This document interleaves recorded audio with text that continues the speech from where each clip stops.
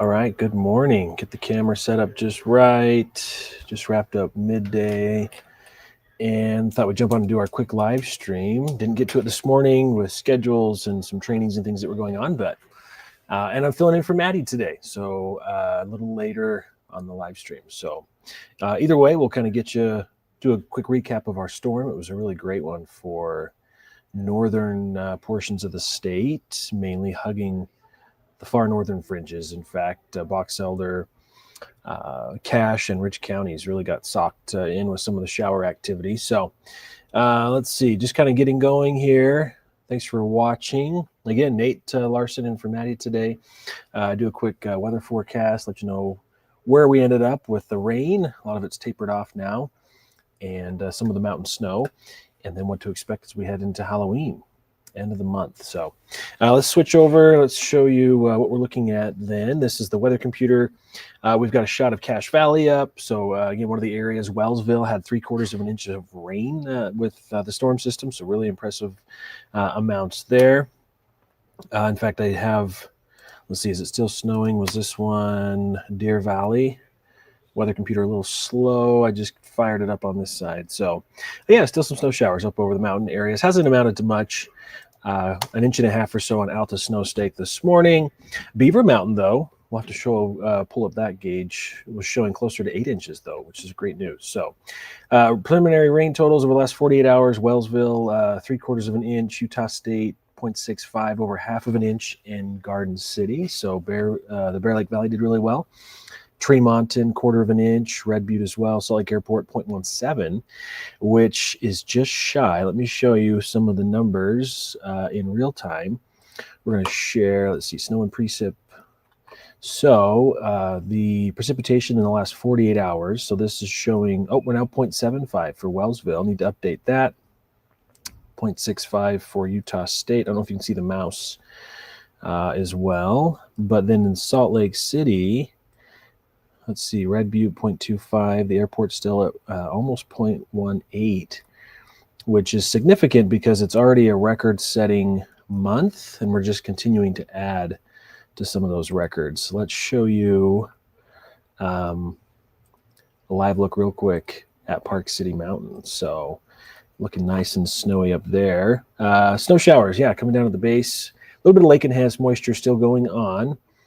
Not amounted to much, though, and I mentioned Alta only reporting about 1.5 inches. Some areas a little bit more than that, though. So let's take you back to the weather computer, where we're seeing the Natural History Museum camera showing kind of the skies clearing off towards the northwest.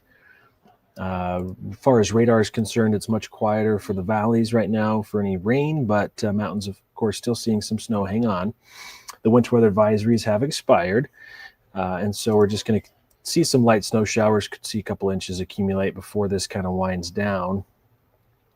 And then in the valleys near point of the mountain, a little bit of light rain popping up there. Snow levels have been down to about 6,500 feet with the cold air that's in place. But you can see even across the northern Wasatch Range, some of the snow with that northerly component moving in, pushing snow showers out of even the Wasatch Range a little bit further southeast. So they're going to continue to dissipate. The models show most areas clearing out in the next hour or so before we'll have high pressure build back in. So yeah, kind of a chilly start to your work week. Temperatures are a good 10 degrees below average. We're only going to be in the upper 40s for highs, struggling to hit 50 degrees today. So the forecast does call for about 50 at Salt Lake Airport. With mostly cloudy skies becoming clear. Let's see, the precipitation significance. I made a graphic that shows where we're at. If it'll load. So 5.12 inches of rain for the month of October in Salt Lake City. Again, continues to add to what was already a record wet month. Wettest ever October for the airport. We're now still the 5th wettest month ever reported. 4th wettest is 5.14. So 0.02 of an inch off from tying the 5th or the 4th wettest. The rain is great. We need the moisture. We've done stories on it. We had one, in fact, in midday it's a marathon. We're kind of mile 3, as they said, of 26 point whatever.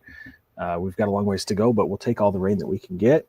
Rod says it's kind of cool to see lake effect shower lines. Yeah, it is nice to see. Even the cloud deck, right, that we had with that live shot from Natural History Museum, showing the impacts of the cold air moving over Great Salt Lake. It's being forced to rise and then creates the air condenses out as it cools and forms the clouds and eventually precipitates as enough moisture builds in. As far as going forward, though, we're looking at a pretty nice week shaping up after the storm clears out. High pressure is going to build in. And with the cold air in place, the low sun angle this time of year, we are going to start to see some valley inversion set up.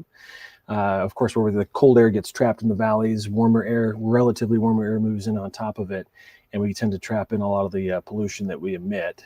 Notice this weak front that slides, so you can see just kind of the cloud cover that follows it Wednesday into Thursday. That should help kind of mix things out a little bit, but we're not expecting any showers from it. So a little bit hazy over the next couple of days, Tuesday, Wednesday primarily.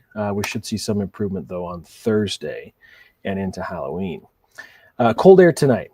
So freezing temperatures or sub-freezing temperatures, freeze warnings for eastern Uinta Basin. So these areas haven't seen it yet, and so that's why they're issued. Areas that have already seen freezing temperatures don't have freeze warnings or freeze watches issued.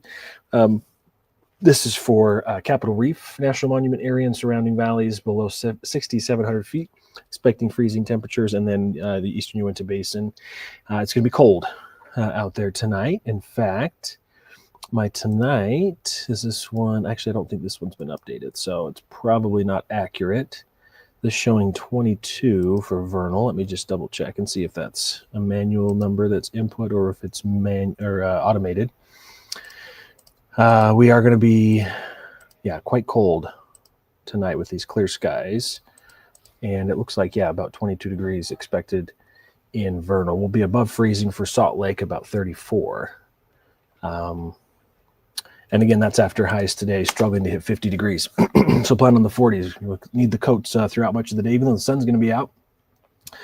Rod says, brew with the haze. Yeah, I agree. 48 in Provo, 37 in Park City.